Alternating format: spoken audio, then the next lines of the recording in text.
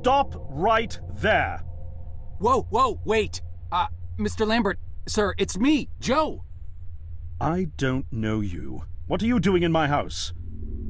You sent me here, remember? I've done no such thing. For an intruder, you're not very bright, you know that? For all the commotion you caused getting in here, you might as well have brought a bulldozer.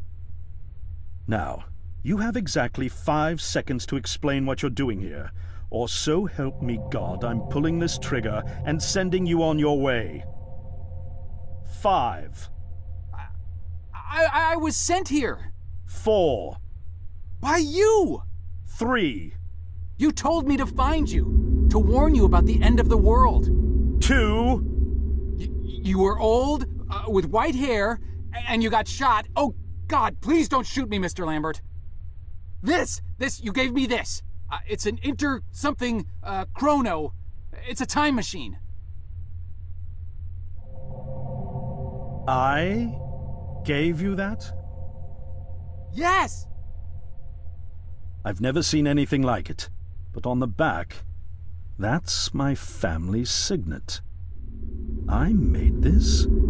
It's simply magnificent. I gave this to you? Why? Who are you? Name's Joe, sir. I'm just a janitor at the Archon building. I found you in a room with a big, round door in the basement labs this morning, and you were dying. You said you'd come from 40 years in the future to stop the end of the world.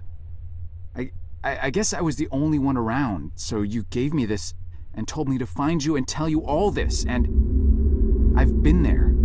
The future, I mean. A bunch of times. And you were right, Mr. Lambert. Everyone's gone. My God, so it did come to pass. They really did it, those greedy goddamn bastards. I told them this would happen. Wait, I was dying? How? You said you've been shot. I had to actually find you at the morgue to get this address. Shot? By whom? No, wait. Don't say anything else. You succeeded in finding me, which means anything you tell me from this point on could alter the course of action that brought you to my doorstep. The less I know, the better. So, you've seen the future. What did you see? It's like a bad dream, sir. Everyone's gone. Buildings are coming apart. It's all just quiet. What happened, Mr. Lambert? It is Dr. Lambert. And considering all the effort you just went through to find me, not to mention bearing witness to the horrific outcome of the biggest breakthrough in the history of science, I suppose I owe you some kind of explanation.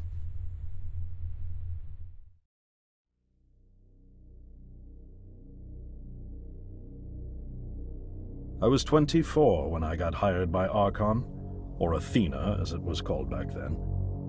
Athena was one of the many weapons R&D companies formed during the Second World War.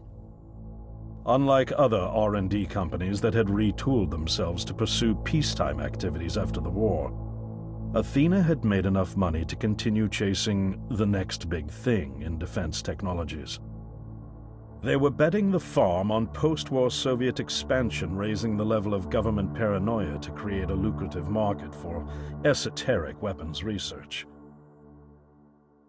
I'd say they made the right bet. Still a theoretical physicist at MIT, my thesis on the possibility of time travel via dimensional membranes got published shortly after I was hired in 1961.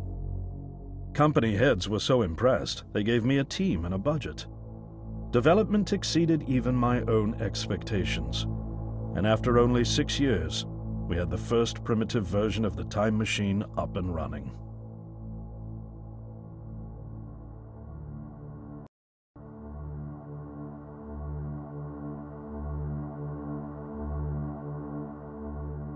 Our first successful trials involved sending simple objects into the future with a timed return. But with Archon running out of money, that was all the company bigwigs needed to secure a big fat contract with the Department of Defense. Apparently, we had sold them on the idea that the technology could be used to go back in time and strangle communism in its cradle. The reality, of course, was that it couldn't. Due to the laws of causality, you can't travel back in time beyond the point where time travel was invented. And sooner or later, we had to explain that to our benefactors. When they started pushing for progress reports, Archon management had to come clean, but instead chose to ease government concerns by claiming the technology could be used to bring back advanced weapons from the future. But this, too, was a lie.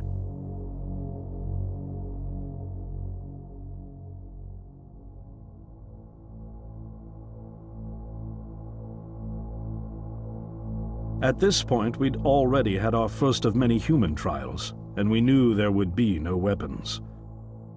In fact, our results were as terrifying as they were baffling.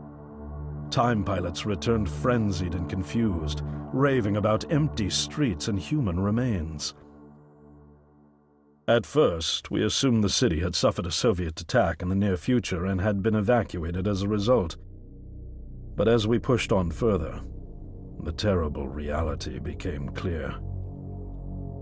Time pilots started returning fatally ill, dying within a day or two from painful convulsions. Some never returned. We lost several pilots, machine prototypes, and other equipment. When the first contamination erupted in the lab, we were completely unprepared, losing 3 lab technicians to what we later identified as an incredibly aggressive airborne virus.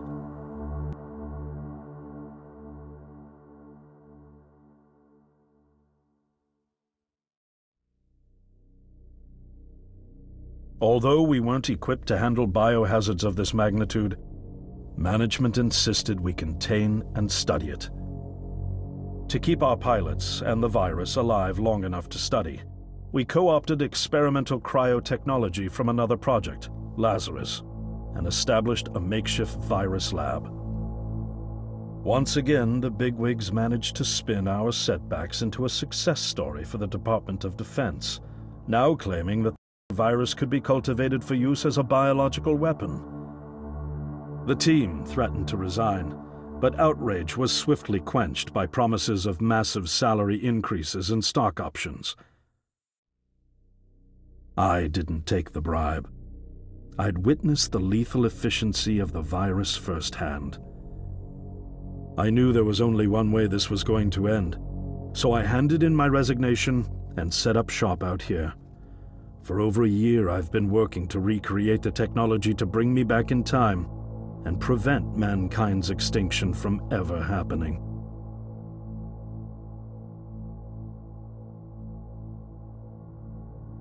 And now you're here, the harbinger of doom at my doorstep, wearing a boiler suit. Who could have imagined that Judgment Day would begin like any other Monday in May? In any case, unfathomable as it may be that you were able to bring this information to me, knowing is only half the battle. Preventing the outbreak will require more than just your tenacity. Me? Wait, what? Yes, I'm afraid I must rely on you one more time. You must go back to Archon and prevent the outbreak. No, that's, I mean, I'm really honored and everything, but... Believe me, you're the last person in the world I want to entrust with this, and I mean that quite literally. But by this time tomorrow, the entire city will have succumbed to chaos, panic, and death.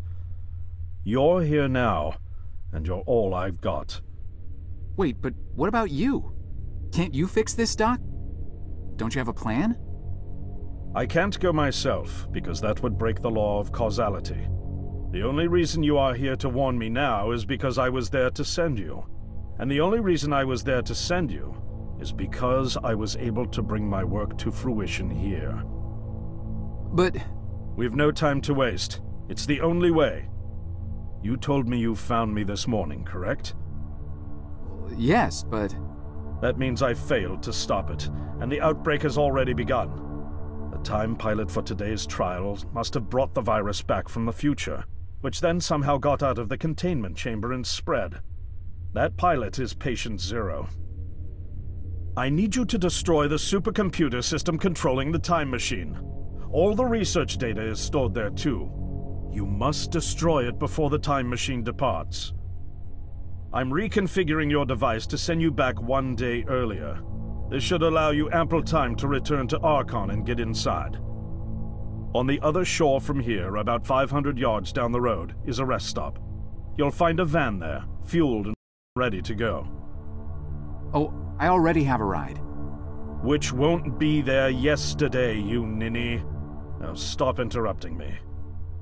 One last thing, and I need you to listen carefully because this is very, very important. Make sure you do not meet the earlier version of you. Why? What will happen? No one knows for sure. It's one of the conundrums not yet accounted for. There are theories, of course. None of them pleasant. Now, let's get you ready.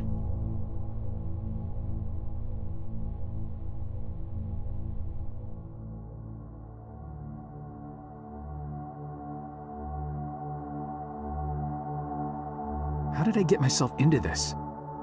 I nearly got killed trying to reach Dr. Lambert thinking he had a plan. And it turns out it's me. I'm the plan. At least I don't have to walk back. This van's not as cool as the ambulance, but it has its charm. And it sure was nice of him to pack me lunch. I wish he'd pack me a can opener for the beans, though. And some gas for the Bunsen burner. But I'm sure I'll think of something. I've got several hours of driving ahead of me after all. It'll be almost morning before I get to Archon.